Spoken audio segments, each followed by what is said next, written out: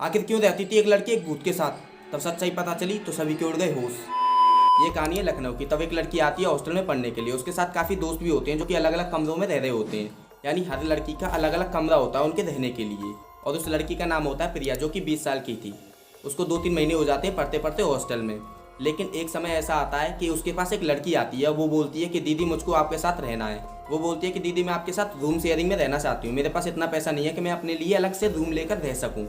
और वो अपना नाम सपना बताती है। लेकिन प्रिया मान जाती है उसको अपने साथ रहने के लिए, क्योंकि उसकी हालत देखकर वो थोड़ा कर लेती है कि ठीक है तुम रह सकती हो, तुम्हारे पास पैसा नहीं है तो। और वो दोनों प्रिया और सपना एक दूसरे के साथ रहना चालू कर देती हैं। वो कुछ समय बाद अच्छे दोस्त बन जाते हैं, एक दूसरे के साथ घुल मिल जाते हैं अच्छे तरीके से। लेकिन प्रिया अपने दोस्तों के साथ किसी की शादी में जाती है। वो सोचती है कि सपना को भी अपने साथ ले चलो, यह कमरे में अकेली क्या करेगी। और सपना भी रेडी हो जाती है उसके साथ जाने के लिए। वो अपने सभी दोस्तों के साथ चल देते हैं वहाँ से। अब वो अपना खाना पीना खाने के बाद काफ़ी सारे फोटोग्राफ खींचते हैं। जैसे कि हम कभी शादी में जाते हैं तो हम भी कभी कभी फोटो वगैरह खींच लेते हैं। शादी में से आते वक्त उनको काफ़ी देर हो जाती है, यानी काफ़ी रात हो जाती है। तो सपना प्रिया को बोलती है कि मुझे कुछ काम है, तुम जाओ अभी, मैं बाद में आऊँगी। तो प्रिया सपना से बोलती है कि इतनी रात हो चुकी है, तुमको इस टाइम पे क्या काम है, हमारे साथ चलो। नहीं, मैं तुमको नहीं जाने दूंगी कहीं पे भी, सुबह करना जो भी काम है। तो सपना नहीं मानती। वो बोलती है नहीं, मुझे बहुत ज़्यादा अर्जेंट काम है, तुम जाओ, मैं बाद में आऊँगी। तो वो बहुत ज़्यादा उसको फोर्स करती है। फिर सपना वहाँ से चली जाती है। और उसके दोस्त यानी प्रिया और उसके अदर के हॉस्टल के दोस्त थे, वो अब सभी हॉस्टल वापस आ जाते हैं। लेकिन प्रिया जैसे ही अपने कमरे में घुसती है, उसके होश उड़ जाते हैं देखकर। वो क्या देखती है कि सपना उस बेड पे बैठी हुई है। वो थोड़ी देर सोचती है कि ये कैसे हो सकता है, इसको तो कुछ अर्जेंट काम था, ये रुक गई थी, फिर ये हमसे पहले कैसे आ सकती है। वो उससे पूछती है कि तुम इतनी जल्दी कैसे आ गई। तो सपना बोलती है कि मेरा काम हो गया था, इस वजह से मैं इतनी जल्दी आ गई।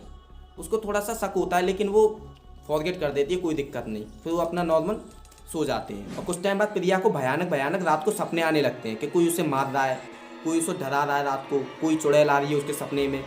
तो उस बात को वो अपने दोस्तों को बताती है। और प्रिया के दोस्त उसको बोलते हैं कि कभी कभी हमको ऐसे भयानक सपने आते हैं, कोई दिक्कत वाली बात नहीं है, हमको भी आते हैं। यानी प्रिया के दोस्त बोलते हैं हमको भी आते हैं ऐसे सपने, कोई दिक्कत वाली बात नहीं है। और उस दिन के बाद प्रिया के साथ और भी ज़्यादा अजीब अजीब घटना होने लगी। जैसे कि सपना का अचानक से कमरे में आ जाना, अचानक से चले जाना, और भी सारे भयानक भयानक सपने रात को आना। और एक दिन सपना सो रही होती है, लेकिन प्रिया को नींद नहीं आती। उसको कुछ बेचैनी सी लग रही थी अंदर से। लेकिन प्रिया देखती है कि सपना अपने सपनों में कुछ बड़बड़ाने लग रही है कि मैं तुम्हें जान से मार दूंगी, तुम्हारा टाइम आने वाला है और कुछ दिनों की बात है, मैं तुमको ख़त्म कर दूंगी।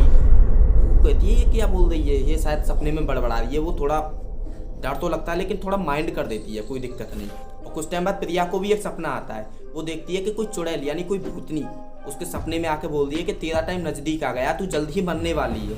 वो अचानक से सपने से बाहर आती है और बगल में देखने लगती है, लेकिन उसको सपना नहीं मिलती। यानी उसके साथ ही सोती थी सपना बगल में बेड पे, लेकिन उसको सपना नहीं मिलती। वो चारों तरफ देखती है कि सपना कहाँ गई। तब वो चीज़ देखती है, उसके होश उड़ जाते हैं। सपना अपने आप को फांसी लगाने की कोशिश करती है। वो देखती है कि ये क्या कर रही है, इसको क्या हुआ, अचानक से फांसी लगा रही है। वो उसको नीचे उतारती है, पूछती है कि तुझको क्या हुआ, लेकिन वो कुछ नहीं बताती। उसकी तरफ गुस्से की नज़र से देख रही होती है। वो कहती है मैंने ऐसा क्या कर दिया कि तू मेरी तरफ ऐसे देख रही है गुस्से से। प्रिया उससे 2-3 बार पूछती है, लेकिन सपना कुछ नहीं बताती। वो चुपचाप रहती है। फिर वो उसको छोड़ देती है और सुला देती है आराम से। और एक दिन प्रिया अपने फोटोग्राफ देख रही होती है अपने दोस्त के फ़ोन में, जो कि उसने शादी में खींचे थे। सभी दोस्तों ने साथ में ही फोटोग्राफ खिंचवाए थे, लेकिन फोटोग्राफ्स देखकर उसके होश उड़ जाते हैं। प्रिया देखती है कि सभी फोटो में सपना तो गायब है, सपना तो है ही नहीं इन फोटो में। और सपना के साथ ही उन सभी ने फ़ोटो खिंचवाए थे। प्रिया अपने फ्रेंड से पूछती है जिसके फ़ोन में वो फ़ोटो देख रही थी कि इसमें सपना कहाँ है। उसकी फ्रेंड बोलती है कौन सपना।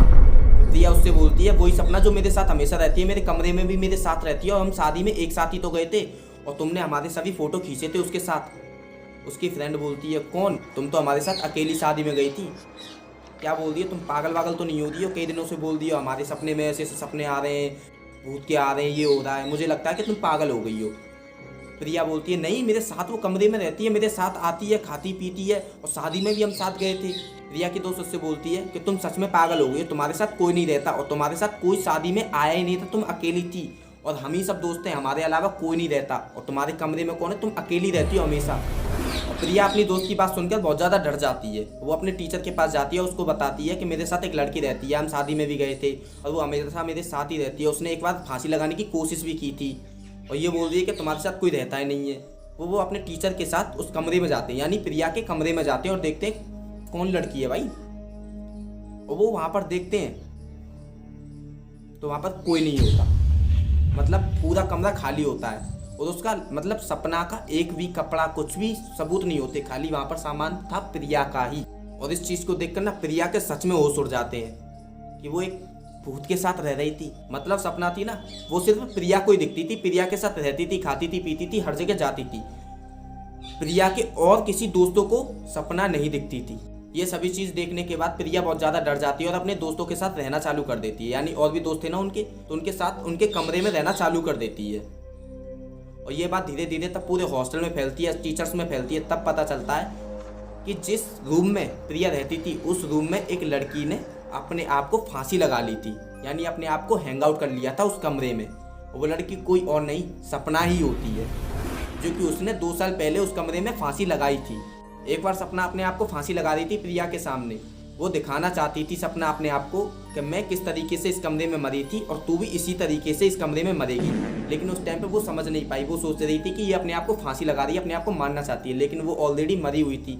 वो उसको ये दिखाना चाहती थी कि तू भी इसी तरीके से मरेगी।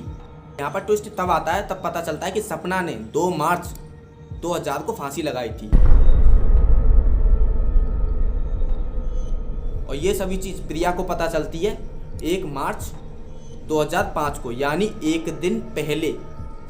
यानी भूत, यानी वो चुड़ैल, यानी सपना उसको उसी दिन मारती जिस दिन वो खुद मरी थी उस कमरे में लटक कर, यानी 2 मार्च को। और ये सभी चीज़ घटना पता चलती है उसको 1 मार्च को, यानी एक दिन पहले पता चलती है। अगर वो एक दिन और लेट हो जाती तो उसका काम हो जाता। कितनी लकी थी वो कि ये सभी चीज़ उसको एक दिन पहले पता चल जाती है। अगर वो फोटोग्राफ नहीं देखती तो उसका तो बोल हो ही जाता। अगर आपको ये वीडियो अच्छी लगी हो तो लाइक और सब्सक्राइब कर देना। मिलते हैं किसी अगली वीडियो में।